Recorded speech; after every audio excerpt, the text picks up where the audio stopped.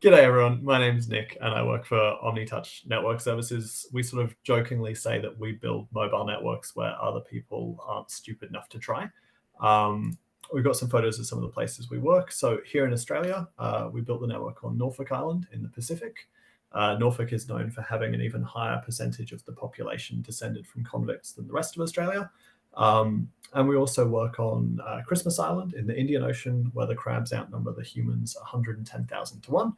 And we've also got networks in other parts of the world and other spots in the Pacific and the Caribbean and etc. But I don't have any good anecdotes prepared about those ones. But today I'm going to talk about how rural and remote mobile comms work, or more to the point, don't work in disasters. So being very remote, many of these locations are really on the forefront of our changing climate. So we see extreme weather events with increasing frequency from torrential rain, fire, snowstorms, flooding, hurricanes, etc. And when these events happen, often these communities are cut off not just from supplies and equipment, but often from communication to the outside world. So from a network engineering standpoint, this means that we're forced to design networks differently. We're designing networks that expect disasters rather than reacting to them. And a key thing that we've learned is that as we face more and more extreme weather events, particularly in these rural and remote areas, we need to really take time to understand the unique challenges of that area and those constraints, rather than forcing a one-size-fits-all approach to network engineering. And an example of where this one-size-fits-all approach can go wrong, we saw in Unalaska, which is confusingly in Alaska in the US. So I've got a slide, next slide please, with the map, thank you. So Dutch Harbour is the largest population in the Aleutian chain of islands, and it's a big crab fishing town, which was made famous by the TV show Deadliest Catch, where they pulled 29,000 tons of crabs out of the year, which continues our theme of only working in crab-heavy locations. There were historically two mobile operators in Dutch, and both hauled all of their traffic back to the mainland US. So that's Anchorage, the capital of Alaska, and Seattle in Washington, where this traffic joined the rest of their networks, just like any other site in the US. Except that Dutch Harbour and the rest of the Aleutian chain that you see there isn't really like anywhere else in the US.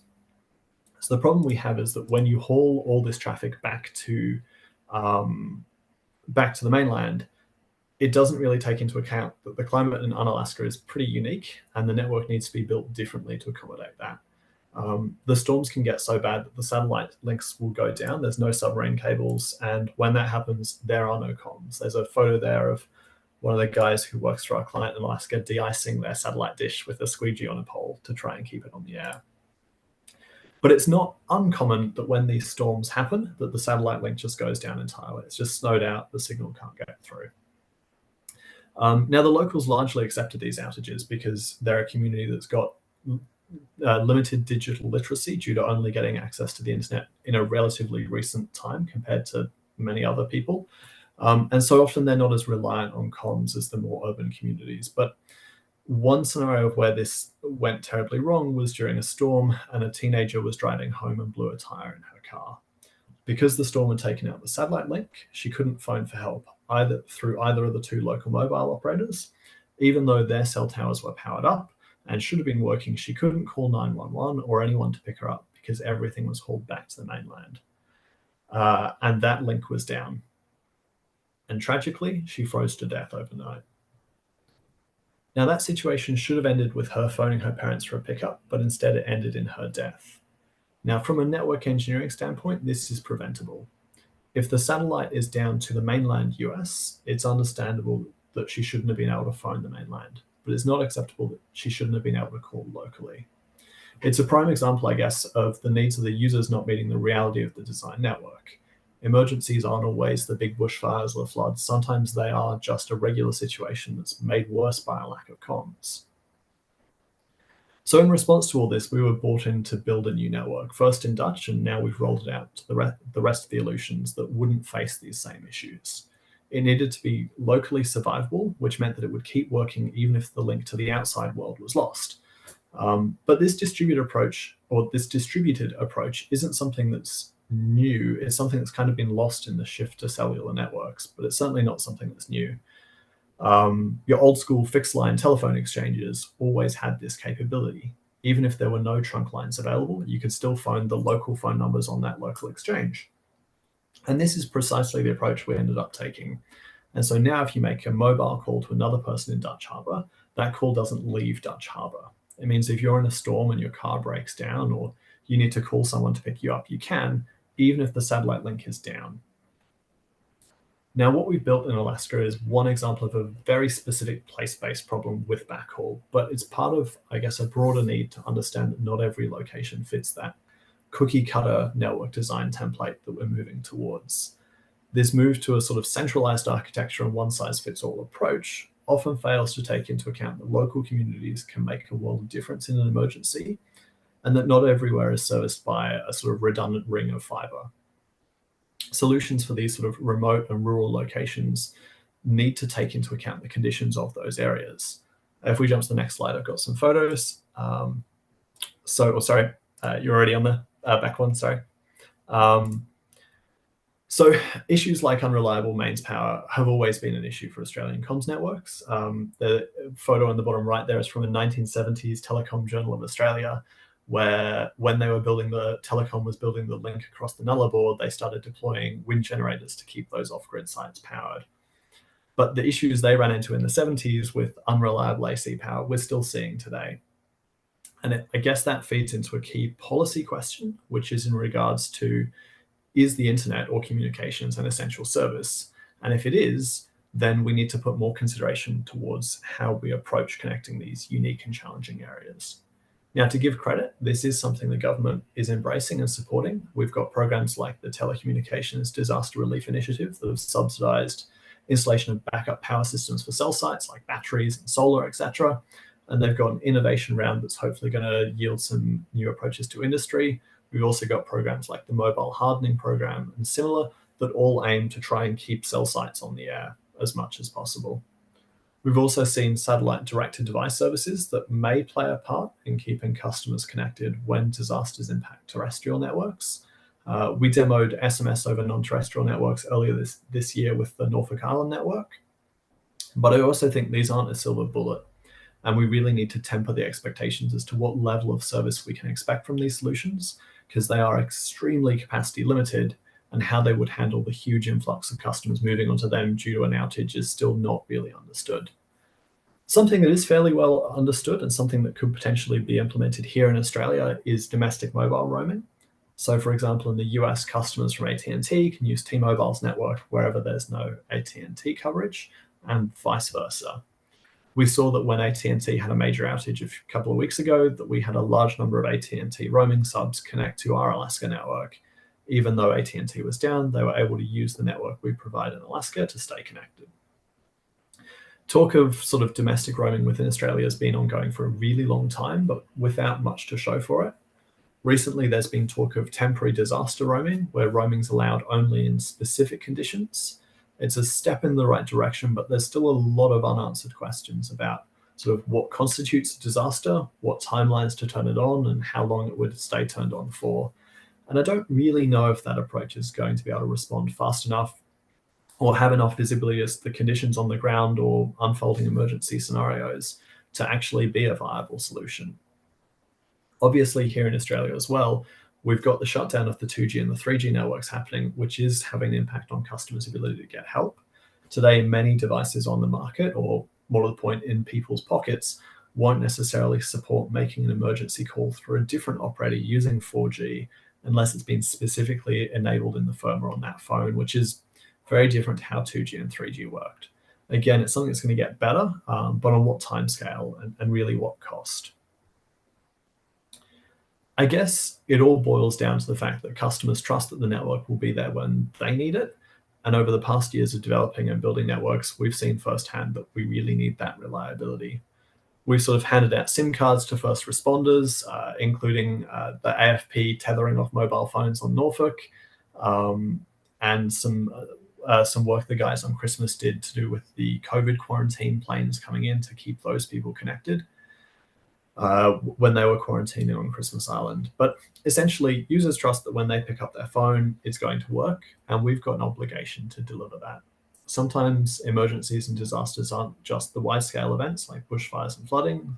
In some cases, the lack of communications is the emergency, and the nature of an emergency is defined by who's impacted by it. For this reason, I think it's time we really look at building networks that reflect the unique needs of users to ensure they aren't just being supported in ideal conditions, but when they need it the most. That's it. Thank you. Good afternoon. I'm Choe Harpley, and I'm stoked to be joining you today from Ngunnawal and Ngambri country, otherwise known as Canberra. A bit about me. I have a background in law, anthropology, and most recently, telecommunications policy in the context of resilience. I also have some first-hand experience with emergency response and recovery, establishing my own charity initiative in 2019 and 2020 to support kids, schools, and communities across regional, rural, and remote Australia in the wake of the Black Summer bushfires, which were then followed by catastrophic floods and the COVID-19 pandemic. I'm here today in my capacity as the project manager of and one of the researchers for the telecommunications sector risk and resilience profile. So this is an independent research project being undertaken by the Australian National University's Tech Policy Design Centre, funded by the Department of Infrastructure, Transport, Regional Development, Communications and the Arts. I'm actually seconded to the ANU from this department, where I am a policy officer in telco disaster resilience. This is but one way that this project is taking an innovative approach to solving complex policy problems. So the objective of our project is to develop a first of its kind profile of risk and resilience in the Australian telecommunications sector, which will be used as an independent evidence base to inform future decision-making and policy. It has been a highly collaborative and consultative project. We have a risk and resilience expert panel of 26 government, industry, and academic experts who guide the project as a whole, and have consulted with 195 persons representing 130 organisations over the past year or so. This includes meeting with all states and territories, all major telcos, relevant federal agencies and departments, as well as the smaller telcos, the energy sector, consumer representative groups, and academics. It's been a mammoth, 12, 16 months. So the project takes an expansive view of the telecommunications sector's complex environment of stakeholders, differing perspectives on value, and the multiple forms of possible disruption. That is, we take an all-hazards approach. This project harnesses resilient systems analysis to expand how telecommunications is considered by stakeholders as a public good and a social enabler that should be measured in terms of its ability to serve society, not just shareholders. In other words, the project takes the view that while the purpose of the sector is to enable communication to intended recipients through the transmission, reception, and/or delivery of information and data, it is most crucially an integral component of the Australian economy and society, underlying the day-to-day lives of us all, as well as the operations of businesses, emergency services, governments, and other critical infrastructures. And this is the most significant lesson I've taken away from my time here at the Tech Policy Design Centre. In designing fit-for-purpose policy frameworks around telecommunications and technology more broadly, particularly those related to times of emergency, we need to absolutely centre the communities and individuals which these systems and assets are serving. Thank you. Hello, everybody. So as Narelle mentioned, I'm just going to give a quick regulation update on some relevant legislation that affects to emergencies and what to do in emergency situations and how that applies to telcos, as well as some changes that's happening in the space. As mentioned in the introduction, and I'm sure as you will continue to hear from our panelists, no telecommunications network is 100% secure or reliable. Networks can, do, and will go down. And although that's just the part of the reality of telecommunications, with our growing reliance on being connected with each other and other services via telecommunication systems, there's a growing expectation for those systems to be available 100% of the time. And there are also legislations that carriers and carriage service providers have to comply with to ensure the resilience of their networks as much as possible, or at the least, how to ensure that their end users can remain connected to emergency services even when a provider's network goes down. So I'm going to go through some of the most relevant legislation that governs a provider's responsibilities before looking at the regulatory changes that are currently underway. But first, I think it's important to note that there is an intricate web of players between federal, state, and territorial governments, as well as agencies in Australia. State and territory governments should be the first responders to crisis events that occur within their jurisdictions. But even within a layer of government, there are different agencies and departments responsible for various aspects. And I highly recommend you to read the 2022 framework, the Australian Government Crisis Management Framework, released in 2022, that sets out the respective responsibilities of each layer of government and of each agency. But this complexity also applies to the telco providers in responding to or protecting against emergencies or crises, whether that be natural or otherwise. And so we're going to start with the Telecommunications Act. As the overarching legislation that governs the telco sector, the Telecommunications Act certainly has something to say about a provider's responsibilities. In particular, Part 14 of the Telecommunications Act, also known as the Telecommunications Sector Security Reforms, is concerned with national security, in respect of Australia's telco networks and facilities. Under Section 313 of Part 14, all carriers and carriage service providers are required to do their best to protect networks and facilities from unauthorized access and interference. And this is generally known as the security obligation.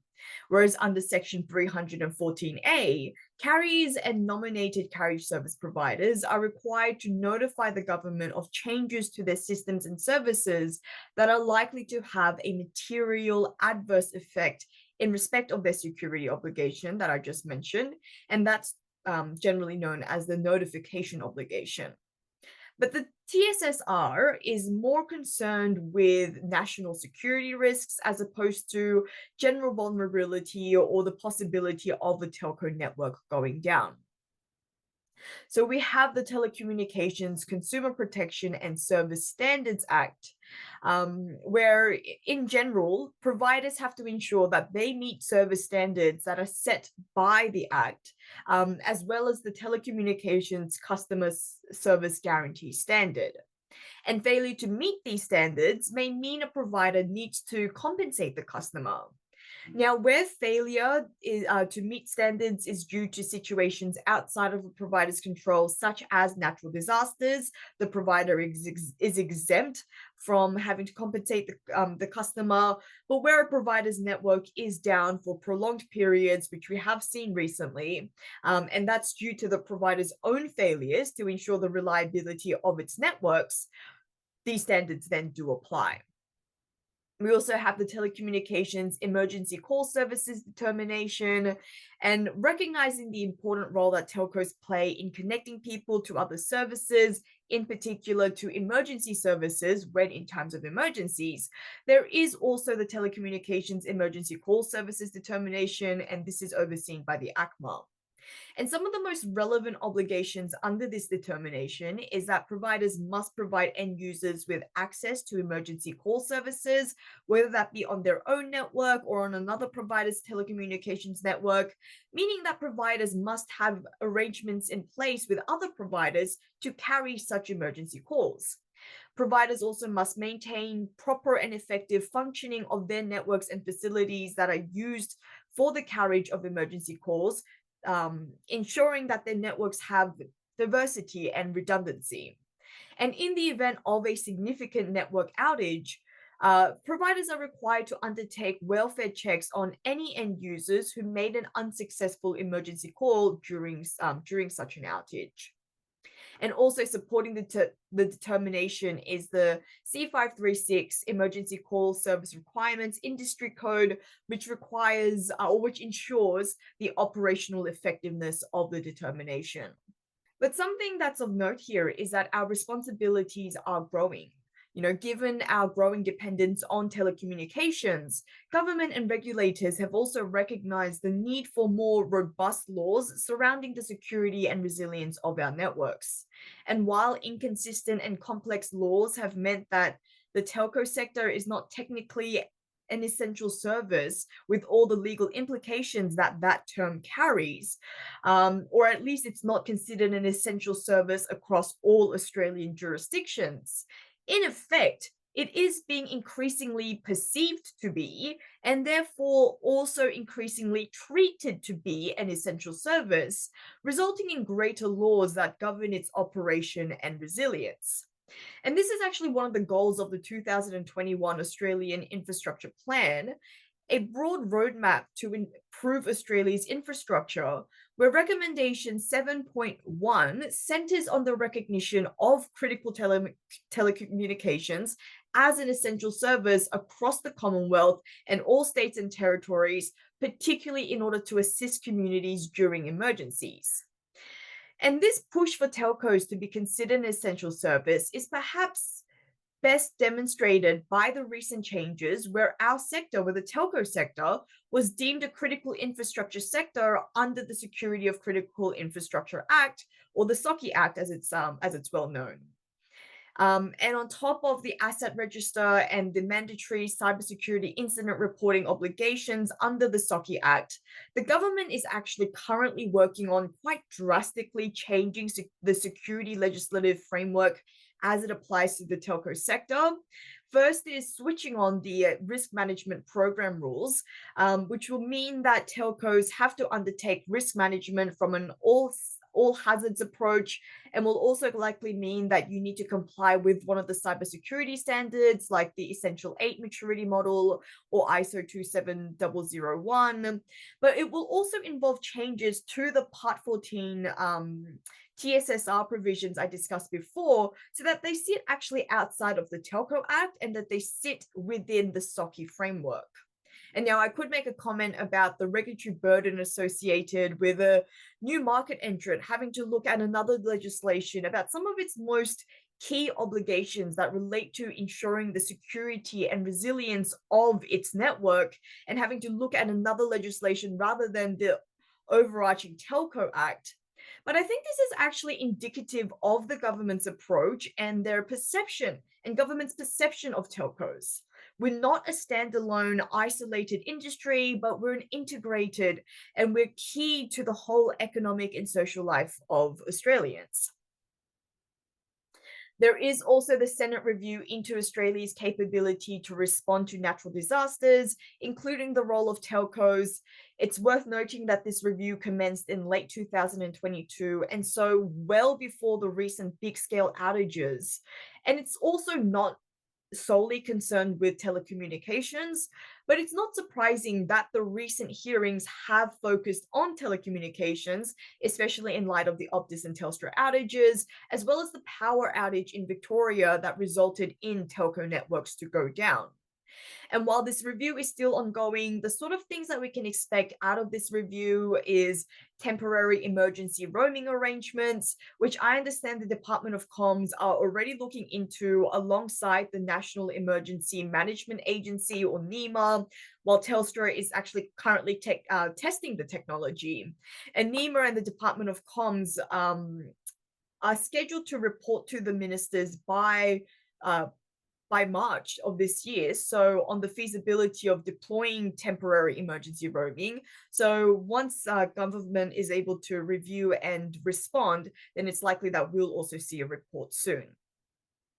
We are also expecting the final report of the Optus outage post-incident review being made public in the coming months. It was originally slated to be completed by the end of February, and the Department of Communications extended the due date for the report to the 21st of March. So again,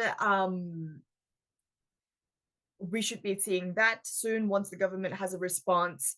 And the Senate hearing into the Optus outage, that's also still continuing.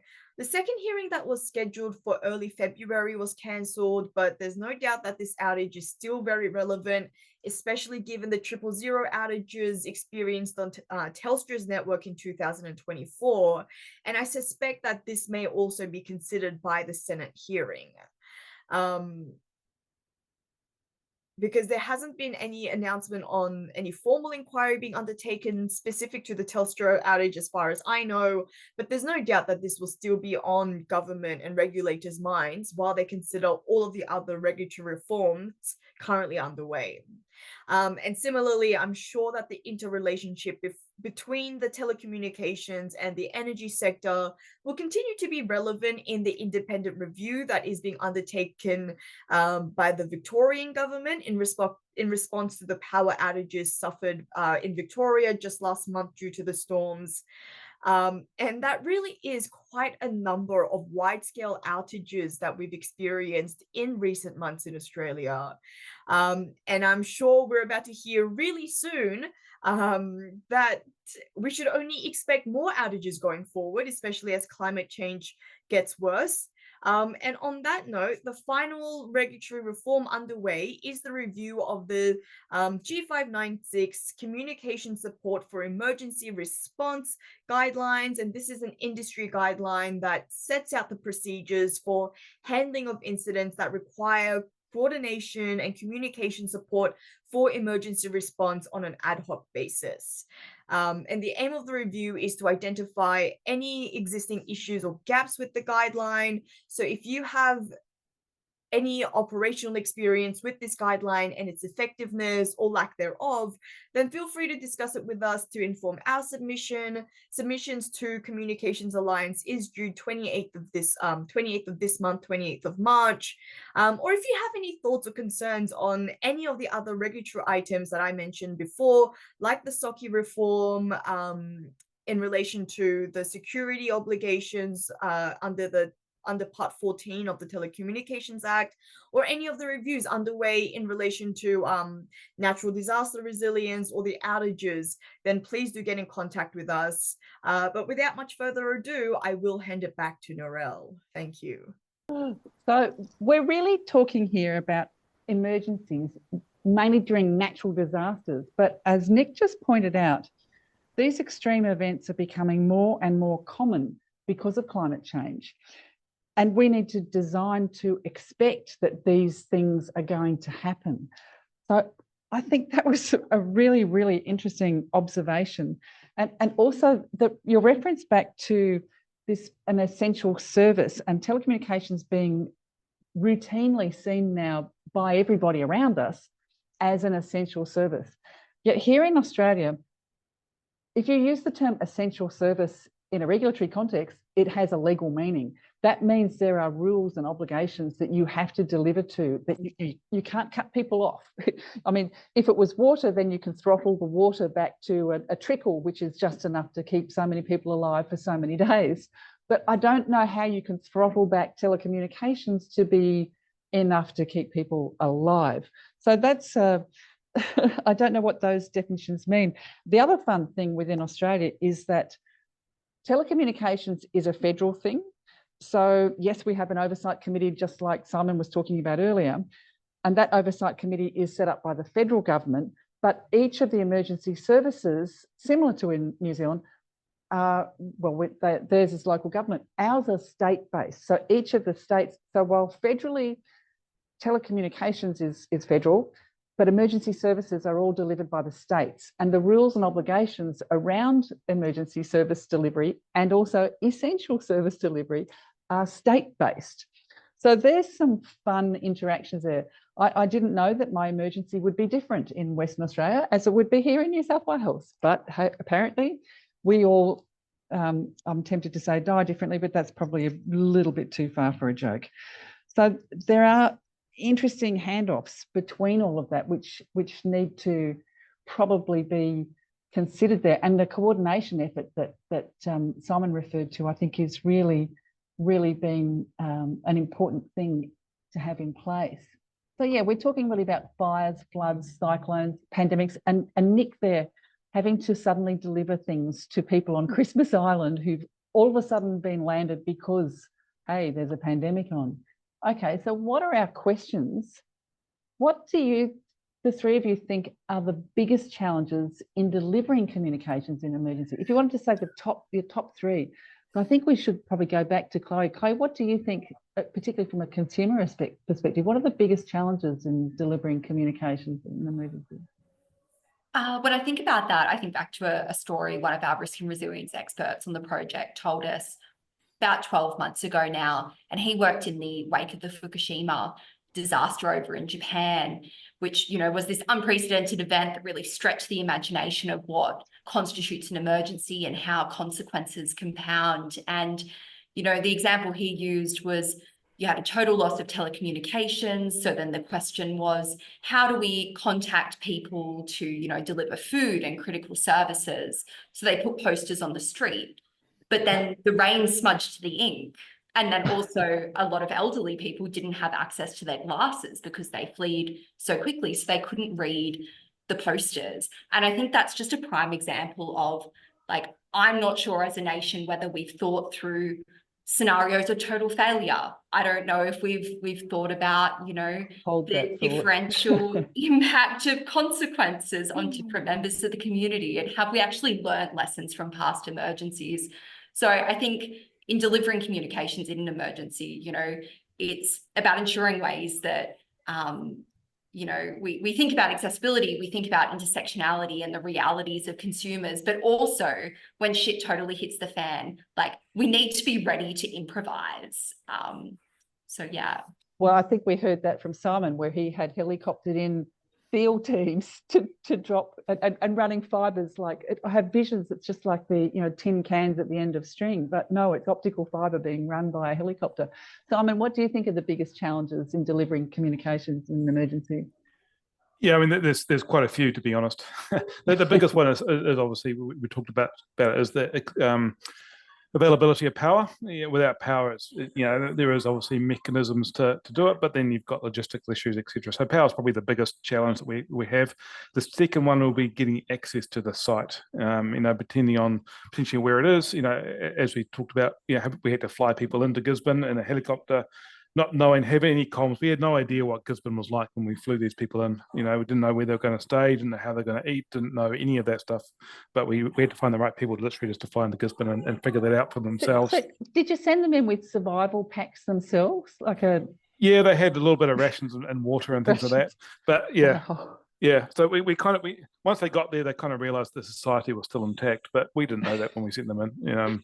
So we kind of had to take that risk. They quickly sent money, so society did remain intact. The civil unrest did not break out. Correct. Yeah. Okay, so Nick, what do you think are the biggest challenges in delivering communications in an emergency? I'd echo most of Simon's points. The other things is, realistically, telcos are really good at delivering bits and bytes to a customer's premises. They're not so good at thinking on their feet. Finding a helicopter to string a line of fiber is a fantastic approach. But I think if you take a lot of folks who are in a NOC environment or who work professionally in telecoms, 99 days out of 100, things are going roughly smoothly or as per a playbook. When you take people out of that environment, often they don't really have the confidence or the skills or the know-how to really do that thinking outside the box to just make it work. It's not in the book. ITIL didn't tell me how to do that. Well, it's not in the script either that you got from engineering that told you what to read in the call centre. Exactly. Okay then. So, and of course, this picture here is taken from the Victorian power outage. These wonderful big towers that we use for energy distribution across Australia are not exactly as sturdy as we thought they were. I think, Nick, you've mentioned previously that you've had to build these things and make sure they are dimensioned appropriately to cope with high wind and hopefully not fall over. Yeah. Well, apparently they do. But also as well, I mean, some of the towers, I won't say where, but we in another customer's network, they had a guide steel tower and somebody parked his car in the car park that also happened to be in the foot of this tower, because this is a dodgy country in the Caribbean, which has OH&S standards that are a lot less lax than here. And this guy in a ute drove forwards, pulling out one of the guys, and the tower fell over. You know, but we've designed things for standards that were the before times, you know, and I don't know how much, you know, a tower that was built in the 70s, how much does that, you know, if we were to build it again today, that's not how it would look. And are these assets still fit for purpose in a lot of scenarios as well, particularly as they get older? Yeah, and then there's the 100-year floods, as we so called. Happen more often than not. Happen every 5 years or 2 years. And yes, of course, Cyclone Gabrielle was only a year ago now, and look at what Simon copped with that. So what do we think are the biggest mismatches between community expectations and technology capability? I might just point out that this picture here is taken from the Warrnambool exchange fire. Now, my memory is pretty rough, so I think it was around about 2010 was the Warrnambool exchange fire. So that was a local telephone exchange in the Warrnambool region of Victoria, serving a fairly large area of Victoria, and it effectively burnt down. I mean, the building was still standing, but most of the equipment and so forth was destroyed inside, and that cut off the community completely. You literally had wires strung together to make a fixed line phone connection work from the exchange via the local smash preparers to the local funeral director, so that they could then send out a runner to the guy on the farm, who would then go and dig the grave to have the bodies buried, because people continue to die during an emergency, even if they're not dying from the emergency itself. So all sorts of things need to happen to make a community function. So what do you think are the biggest mismatches between community expectations and technology capability? And I might actually start this time with Simon, and then lastly go to Chloe, with Nick in the middle. So Simon? Yeah, I mean, this is an interesting one. If you go back 10 years, people would expect to pick up an analog phone and head dial tone. These days, you got your mobile, and people now expect, to be able to pick up that phone call and make a 111 call or a 000 call or whatever. But yeah, in some of these small regions, that is quite hard to deliver all the time, with not much fiber availability or not much backhaul. So yeah, it's that people expect that you're better to be able to communicate, and the technology hasn't really kept up. So hang on, let's unpack this mobile call business a little bit further, because we know that there's been some big issues with that.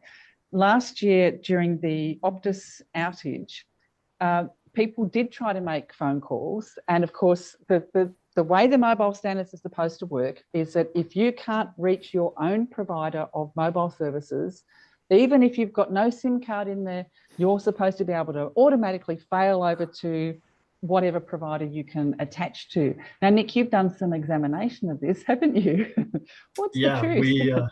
So the truth is that the issue lies with the phones. And if we go back to what Sophia spoke about with the obligations on the carriers to handle those calls, the carriers will say, we can carry those calls, but it doesn't work if your phone won't fall back to using another carrier. And without getting too nitty-gritty and acronym filled, the short version is 2G and 3G did this really well. And 4G, which uses VoLTE, which is just SIP, is something that is sort of seen as almost like a supplementary service that gets tacked on to a lot of networks where they've got 2G and 3G and they'll use 4G where they can. But where you shut down your 2G and your 3G, you don't have that safety net of falling back to using 2G or 3G for your emergency calls. What we've seen from a lot of our testing is a good chunk of commercial handsets from the vendors that you would think of as mobile phone vendors won't try that call out a different network on 4G. And the main issue we see here is that has to be turned on in the handset itself, in the firmware, and that's not often the case, particularly with older phones or phones that you didn't necessarily buy from your carrier. If you bought a phone from JB Hi-Fi instead of buying it through your operator, maybe it won't have that same level of testing or guarantees to work. And there's no comms there to tell customers you're on a device that may not work for 000. Oh, and yet, I mean, that's just the handset itself. So maybe the handset you've purchased doesn't necessarily have the capability to fall back onto another network. I think what we may have seen, and I'm not entirely certain of this, but what I think happened within the Optus outage was that handsets were still registered to the base station and effectively still registered to the network, but the calls themselves couldn't complete across the broken network to the supposedly network that was working, and that was Telstra's 000 network, which itself also has had a couple of conspicuous failures recently. But getting back to that one, so sometimes the handsets, even though they can maybe be able to do it, they couldn't necessarily terminate the call. Yeah, that's right. So from our testing, pretty much what we've seen is that generally if you try a triple O call a few times and it fails, even if it's on your local network, the phone will go looking for another network. So if you're on operator A, Right. it will go looking for operator B. Yeah. But for a lot of the phones that we've tested with, we found that if operator B was 4G only, it wouldn't try to terminate that call through operator B. If there was a 3G network available, it would go there.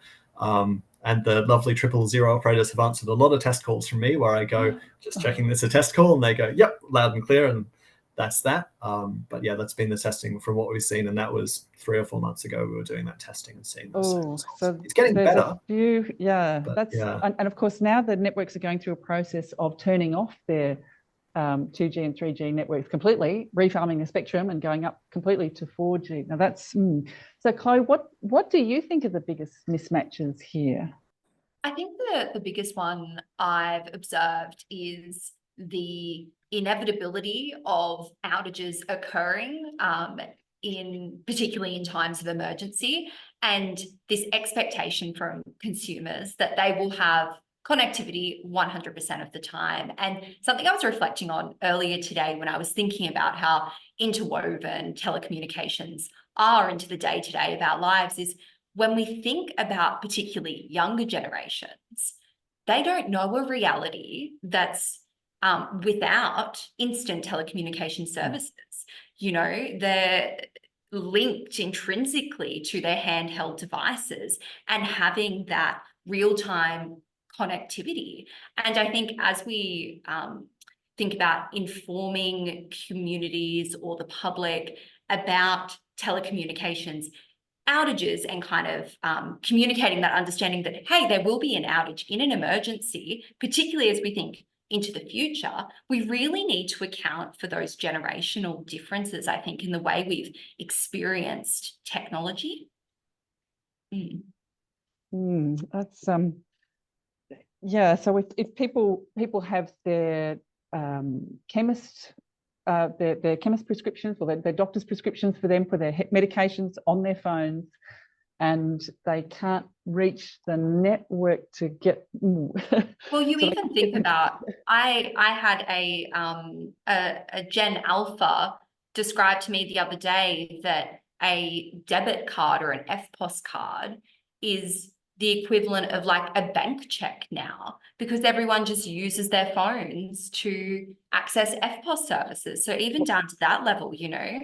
Yeah, that's Pay ID. I can pay something from my phone straight away, and that lands in somebody's bank account. Yeah, instead of handing my girlfriend $20 across the table to pay for lunch, then I'll have to Pay ID it to her. Yeah. Actually, in the Warrnambool exchange fire, they had guards at the door of the bank only allowing people $300 out at a time, and only one person allowed in the bank at a time.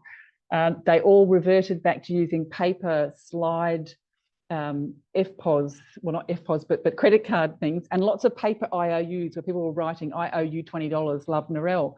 So that sort of thing. And other things that happened at that time were that the schools and childcare centres refused to take children because they couldn't guarantee that they could contact the parents or medical assistants in an emergency. So with this loss of communications, I mean, we're often accused when designing networks that we designed things we gold plate our networks, and we've spent too much, we've asked for too much, and yet then when, as you said earlier, the excrement hits the turbines, we're up with one of Simon's photos without a paddle. Yeah.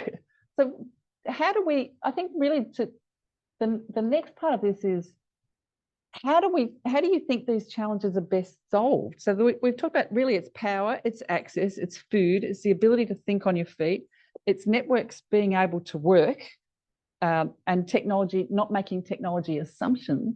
I don't know, who wants to go first with how are these challenges best solved? And then I do have some questions from the throng, which we'll cover off in the last 15 minutes here. Go ahead. Who wants to take it? How do we do this best? I can go very quickly. The way that we've solved this, we obviously can't solve the access and the power problems, etc. But what we do is we actually practice these types of emergencies on a 6-monthly basis. So every 6 months, we actually come up with a scenario and we actually run the people through their paces to actually problem solve and actually, basically practice that BCP. And the last one we did just before Christmas, we actually simulated an Auckland power outage, and we actually got our field force to go and actually power up cell towers with generators. We actually cut all our data centers over to generators and made them refuel with the fuel trucks. And we also did that with the head office, cut over that to generator and forced the guys to refuel their generators just to sort of practice it. So the recommendation I'd say for everyone is have a BCP, but actually go out and actually practice it with the real scenarios, not just paper-based ones. So that's the business continuity plan for those counting the acronyms, the BCP. Yeah. Okay, Chloe, do you have any, how do we solve these challenges? I mean, you're mapping out the land, the lay of the land for us to know where we have to solve the problems, but should we do? That's it. I think one of the biggest learnings from the project is the sector as a whole just needs to get better at learning lessons and then embedding them in whether that's technological design or whether it's business processes. And crucially, we need to create multi-directional feedback loops across the whole sector. And then very much in the spirit of the project is everybody needs to come to the table. We can't solve these complex policy challenges in isolation or in our ivory towers. And it is all about working together to create a shared vision for how we improve the sector. So Nick, how do you solve them? How do you think we solve these challenges? I think that to echo Simon and Chloe's points, the only thing I'd add to that is actually looking at how we did. Everyone goes, oh, thank God that's over. The network's back online. Everyone, I'm just going to go sleep for 4 days and come back. But I think there's really an important step in there that often gets skipped, which is to go, what did we do well? What are those lessons we can learn? I mean, the best scenario is that everyone drills on everything every day and knows it all back to front. It's not realistic. If we can at least, learn from what we did well, what we can improve, who we need to better communicate with, and hopefully next time we'll do a better job. We're not going to be perfect, but if every time we can do it better, that's a good. So that's the post-incident review. Yeah. Okay, and learn your lessons. Yes, I like those. I like those ones because I was scrolling through the report that I worked on about the Warrnambool Exchange fire, and there's a whole lot of lessons. I just don't think we've learnt those lessons. And it just seems to me that I mean, we're not going to remember everything about everything, and we do have new people coming through it. It really is going to be a challenge. So the question that's come from those attending is, I'm hearing Starlink used to provide emergency and faster links while the main link is under repair. What is Australia and New Zealand doing to provide similar services? So we had, it's public info now. So the Australia-Singapore cable stops off at Christmas Island, and it is the only comms into and out of Christmas Island that isn't satellite. And there was a ship off the coast of Anyer in Indonesia that dragged an anchor and cut the cable. And so we took... It does. So we had to take 6 Starlink dishes, we bound them together, and that's what provided the comms to the island for pretty much 2 weeks last month. That's how all the traffic was getting in and out. It's not a silver bullet. There's a reason it's not deployed everywhere. It has limitations. The other thing is, in one of the previous slides, in Dutch, we actually deployed the first Starlink community gateway, which is the 10 gigabit per second, looks like a carton of eggs with the multiple little dishes. That worked really well, but it's a very expensive solution, and it's not the sort of solution that you can really afford to keep in place as a backup. So we've really found that just throwing Starlinks or any sort of LEO solution, be that OneWeb or Starlink, is good for sort of duct taping a solution, but it's not really a great long-term solution from our perspective. Well, it's not going to work during a continuing storm where the raindrops are so high that the light is going to scatter off them and stop things from communicating, or in a bushfire where you've got the smoke attenuation. Where smoke attenuation is going to stop that light from traversing the terrain. Do we have any other questions from folks online? I'm sorry, it's been taking me a while to get to them, but I'm sure we can fire up some more questions. I'll just prod people, prod. Those present, please feel free to tap the brains of these geniuses. This is really, it's interesting stuff. I understand that a project has gone on recently to map out all the different reasons why an emergency call might fail across mobile networks.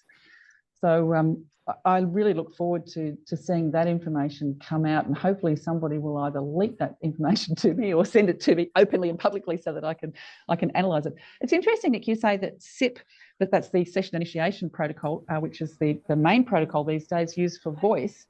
That's used for voice in fixed line networks now. All fixed line networks run SIP. I mean, at least they certainly did when I was last working on fixed line technology, and that's got to be 15 years ago now.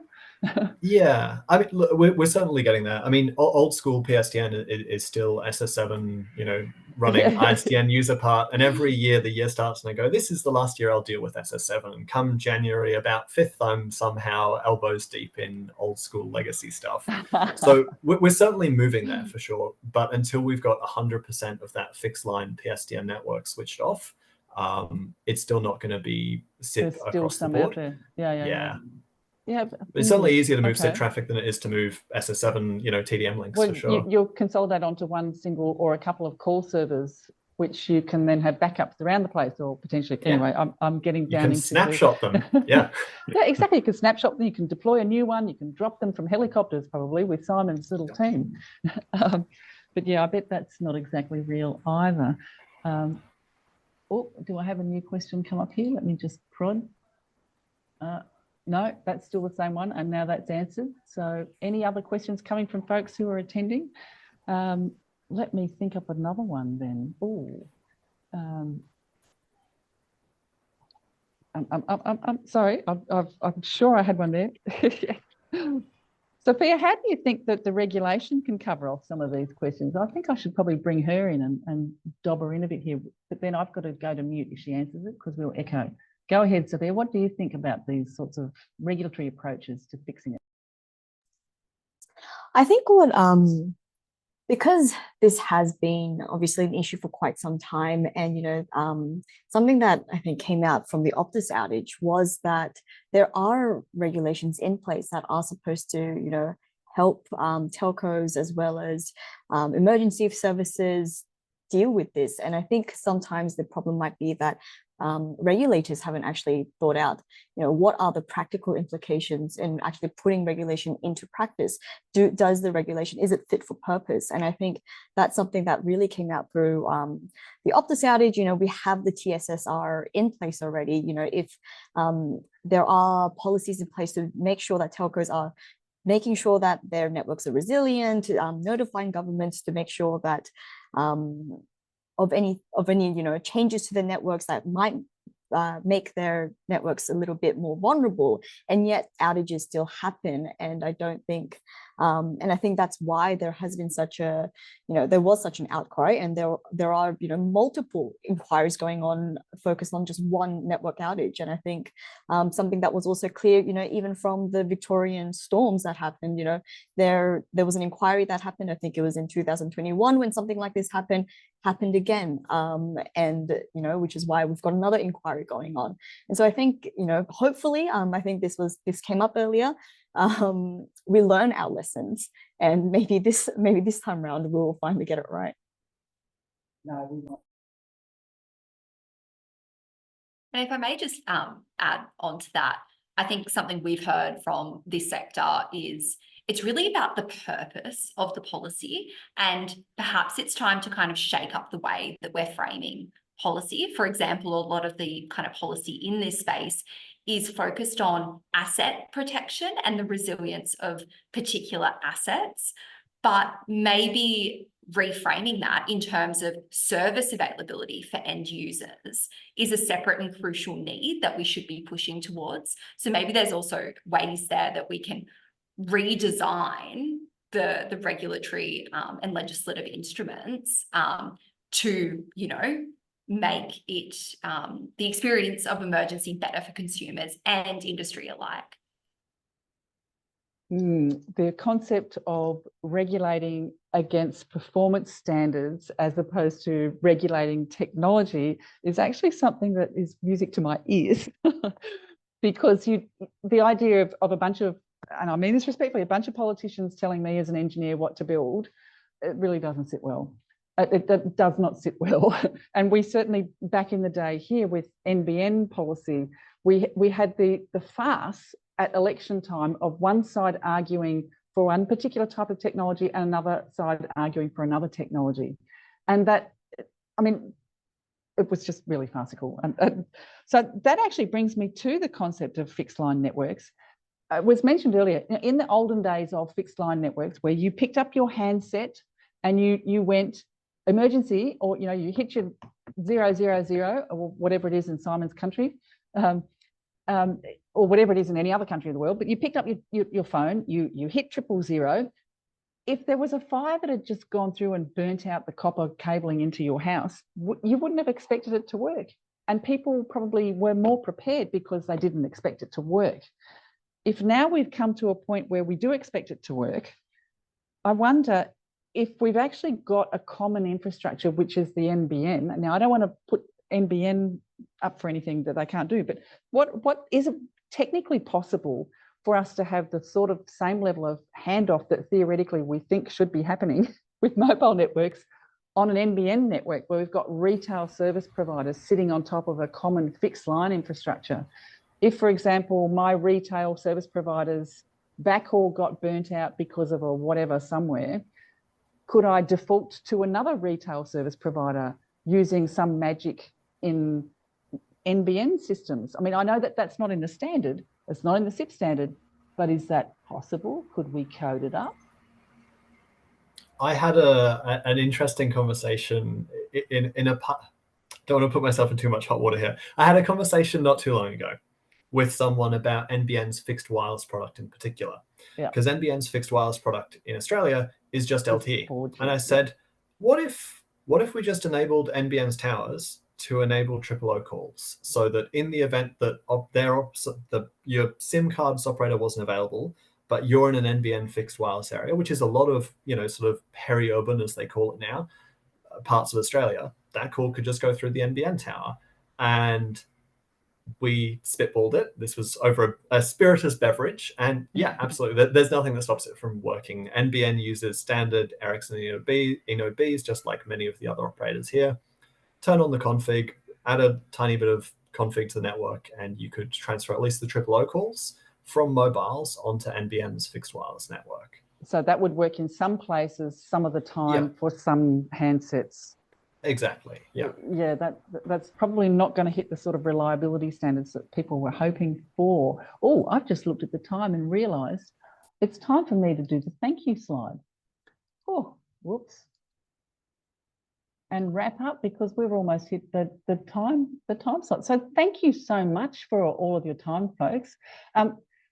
We will hopefully get as much of this up as a recording as we can, but there might be some bad news there and we might have to do some reconstruction.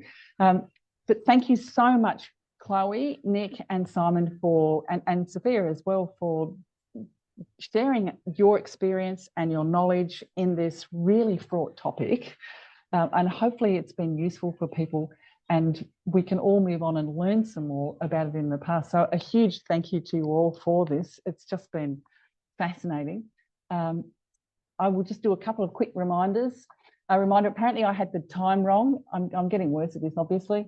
The IAA at IETF will be at Thursday next week at 6:30 p.m. Now that's where the session initiation protocol standards come from, folks, the IETF. They're meeting in Brisbane next week, so do turn up and have a big discussion with them about this topic. So we're having a social IAA at IETF at 6:30 p.m. on the Thursday next week in Brisbane at the Brisbane Convention Centre. We're also, and we're having the other member socials. So the quick reminder there, 2nd of April for Sydney, Melbourne 24th, and they're all on our website. So check out the events page. And again, there'll be a feedback survey sent out for those of you who attended. And if you do that, you will get into the prize draw. So once again, thank you, everybody, for attending, making the time for this. Hopefully it will contribute something sensible to the policy and technology debates that are going on. I think that's it, folks. We'll call it quits.